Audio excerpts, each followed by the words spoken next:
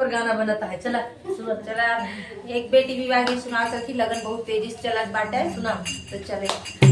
सिंह जे करे जय सिंहासन हो, मेघ जे करे जय सावन मास हो। सिंह जे करे जय सिंहासन हो,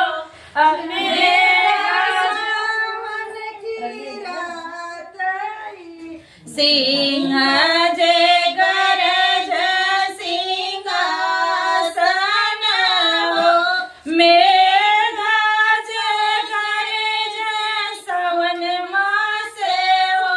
सिंह जे गरज सिंहासन हो, मेघ जे गरज सावन मास हो।